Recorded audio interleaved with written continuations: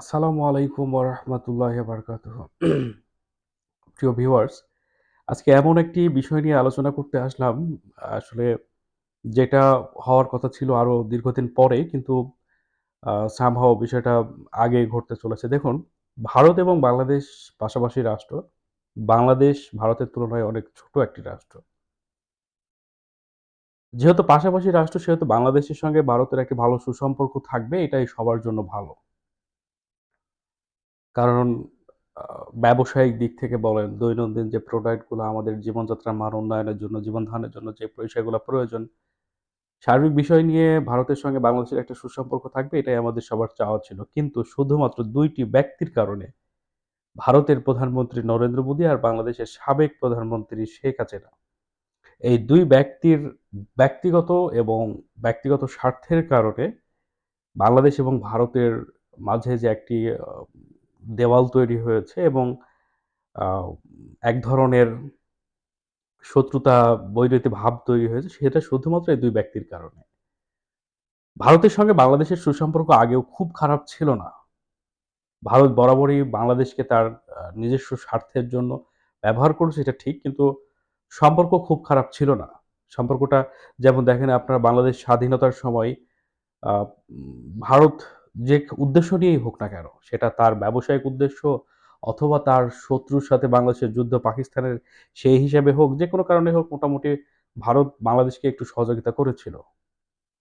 এবং তার পরবর্তী সময়েও আ ভারত সবসময় বাংলাদেশের উপর আ হস্তক্ষেপ করার চেষ্টা করেছে এবং যে ব্যক্তিকে দিয়ে তার ভারতের সুবিধা হবে, সেইসব ব্যক্তিকে ক্ষমতায় রাখানো থেকে শুরু করে সকল বিষয় নিয়ে হস্তক্ষেপ করার চেষ্টা করেছে। যদিও তবুও আপনার মোটামুটি একটা সুসম্পর্ক ছিল। কিন্তু এই ২ উগ্র ব্যক্তি, বদমেজাজি, স্বার্থবাদী এবং একজেদি মানুষ, সেটা হচ্ছে নরেন্দ্র মোদি এবং হাসিনা।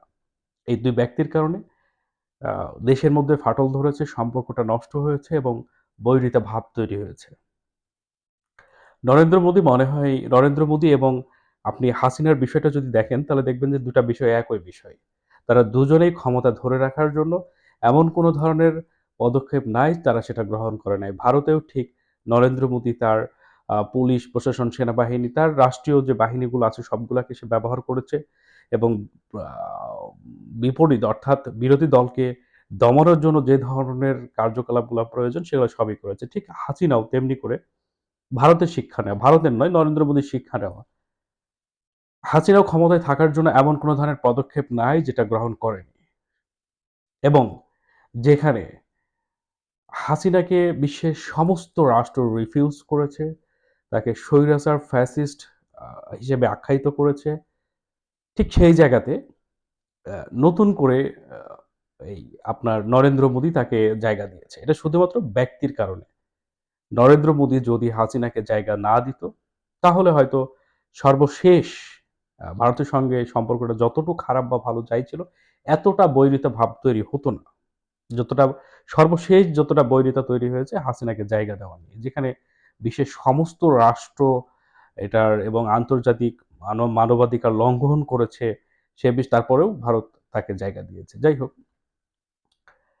ভারত সর্বশেষ আ যে বিষয়টা নিয়ে প্রচন্ড আকারে ভয় পাচ্ছিল, সেটা হচ্ছে, যেমন ভারতের চারিদিকে আছে মায়ানমার আছে, পাকিস্তান আছে, চীন আছে, অপরদিকে বাংলাদেশ আছে। তো সেখানে আমি তো আমার গত এপিসোডেও বলেছিলাম যে পাকিস্তান, মায়ানমার এবং চীন, এরা তো প্রচন্ডভাবে তার শত্রুতা ছিল এবং ভারত সবসময় পাকিস্তান এবং চীনকে ভয় পেয়েছিল।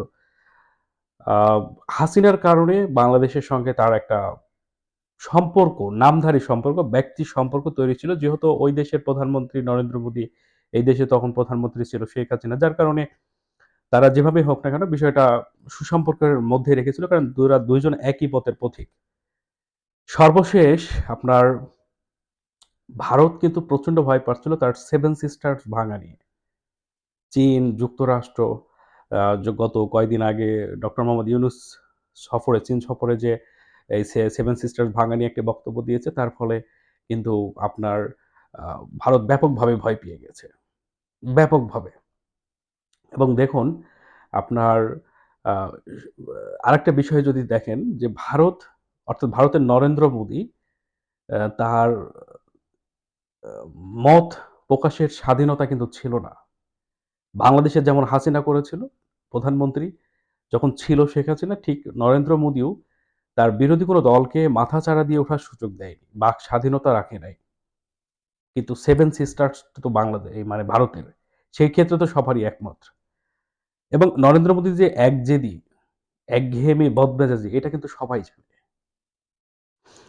সর্বশেষ আপনার এই সেভেন সিস্টার্স ভাঙা নিয়ে ভারতের নিজেদের মধ্যে একটা গৃহযুদ্ধ অথবা নিজেদের মধ্যে একটা বাকবিতণ্ড এবং তারা তাদের ভিতরে একটি ভয়ভীতি কাজ করছে এবং তারা এই বিষয়টা নিয়ে এই বিষয়টা নিয়ে তারা কঠোর থেকে কঠোরতর আন্দোলন শুরু করছে এবং বাধ্য হয়ে বাধ্য হয়ে আপনার নরেন্দ্র মোদী পদত্যাগ করতে যাচ্ছেন এবং তার শেষটা হাসিনার মতোই আ হওয়ার ছিল। হয়তো হাসিনা পালিয়ে গেছে, হয়তো নরেন্দ্র মোদী হয়তো না পালিয়ে নরেন্দ্র মোদী হাসিনার থেকে একটু হলেও বেশি জ্ঞানীর জন্য দেখুন উনি সময় থাকতে যাতে পালিয়ে যাওয়া না লাগে, সেইজন্য উনি আগে থেকে পদত্যাগ করার এবং রাজনীতি থেকে টোটালি সর্বশেষ অবসর নেওয়ার সিদ্ধান্ত নিয়েছে। বাংলাদেশের প্রধানমন্ত্রী হাসিনা তখন তো সে নরেন্দ্র মোদীর কাছে গিয়ে আপনার জায়গা পেয়েছে। কিন্তু আল্লাহ না করুক নরেন্দ্র মোদীকে যদি পালাতে হয়, তাহলে তাকে যে কোনো রাষ্ট্রই বিশ্বের পৃথিবীর কোনো রাষ্ট্র যে তাকে জায়গা দিবে না এটা নরেন্দ্র মোদী ঠিকই জানে। এবং সে তার ভবিষ্যৎটা বুঝতে পেরেছে জন্য সে কিন্তু অলরেডি পদত্যাগ করার এবং সর্বোপরি রাজনীতি থেকে অবসর গ্রহণ করার সিদ্ধান্ত নিয়েছেন। যদি আ নরেন্দ্র মোদী সত্যি, সত্যি পদত্যাগ করেন, তাহলে আমাদের আবার কি হবে এই বিষয়টা নিয়ে কিন্তু একটা ভাবার একটা বিষয় আছে। এবং বাংলাদেশের আওয়ামী লীগপন্থী যারা ছিল তারা সবসময় ভারতের নরেন্দ্র মোদীকে পিতা মনে করত। সেই পিতা যদি না থাকে তাহলে সংসারের অথবা এই হাসিনাকে নতুন করে ক্ষমতায় নিয়ে এসে বসাবে আবার বাংলাদেশের প্রধানমন্ত্রী হিসেবে এই যে দিবাস্বপ্ন তারা দেখত, এদের স্বপ্ন দেখার কি হবে এবং এদের পরিণতিটা কি হবে আমি এটা নিয়েও একটু চিন্তিত। যদিও আমার এগুলো নিয়ে মাথা ব্যথা নাই। কিন্তু এজ এ ব্যক্তি হিসেবে উনারা যে আপনার এই সিদ্ধান্তগুলা নিত, চিন্তা করত, উনারা ফেসবুকে আ বিভিন্ন সোশ্যাল মিডিয়াতে এত পরিমাণ লাফালাফি করত। উনাদের দিবাস্বপ্নটা এভাবে ভেঙে যাবে এজন্য খুব আফসোস লাগছে।